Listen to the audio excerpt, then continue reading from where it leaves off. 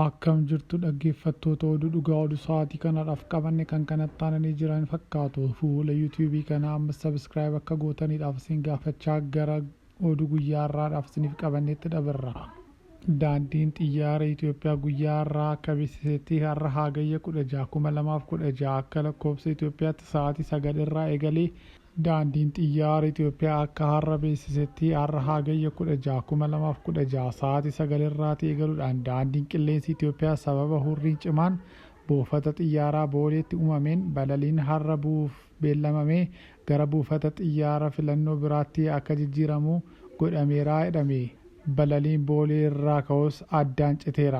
Haalli qilleensaa kun balalii ganama biyya keessaa fi idil addunyaa irratti dhiibbaa akka hin uumne kan dubbatame yeroo ta'u, waaree booda garuu hurriin cimaan naannoo Booleetti uumamuu isaatiin kan ka'e xiyyaarri balalii irraatii dhorkamee ture.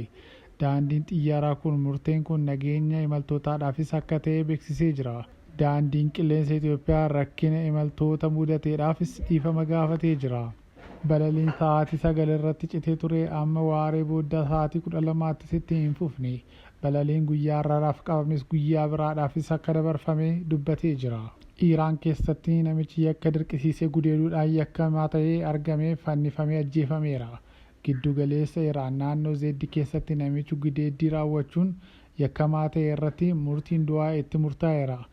Falfaala yookiin qaalluun kan bulu ta'uun kan himame yeroo ta'u, dubartoota gara isaa dhufan gowwoomsuudhaa fi dirqisiisuudhaan akka gudeedaa ture bira gahamee jira. Galmeen garaagaraa 12 ol ta'an kan irratti baname yeroo ta'u, gargaaraa isaa dabalatee yakkamaa ta'ee argamuun murtiin du'aa irratti murtaa'eera jedha. Dhaggeeffattoota keenya ammas fuula yuutuubii kana sabiskiraayib gochuu hin dagatina.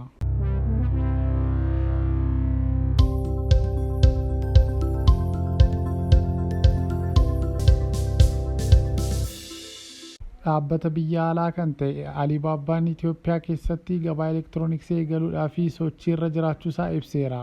Dhaabbata Chaayinaa kan ta'e gareen Alibaabbaa Itoophiyaa keessatti daldala elektirooniksii yookiin e-commerce eegaluudhaa fi sochii dandeessisaa eegaluu beeksisee jira.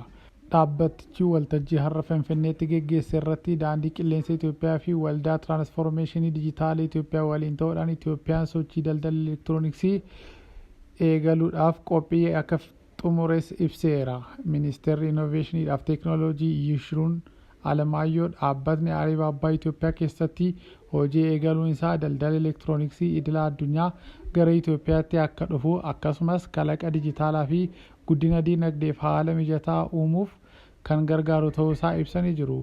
Alibaabbaan fayyadamtootaatiif daldaltoonni Itoophiyaa gabaa addunyaa haaraa keessatti oomishaaf tajaajila akka wal jijjiiran dandeessisuun Itoophiyaan daldala idila addunyaa keessatti akka seentu taasisaa jedhanii dubbatanii jiru.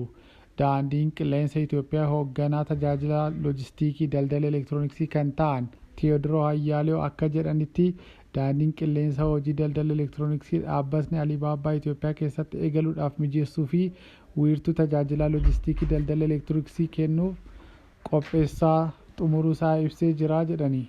Daayireektara daldala Alii Express kan ta'anii Jeefer Jiyaang dhaabbatichi muuxannoo idila addunyaa daldala elektirooniksii irratti qabu bu'uura godhachuun fayyadamtootaa fi daldaltoota Itoophiyaa wal quunnamsiisuudhaafis akka hojjetu ibsanii jiru. Dhaggeeffattoota keenya oduun sa'aatii kanadhaaf qabanne kan kana fakkaatanidha. Waan wajjiniin turtaniidhaaf galatooma.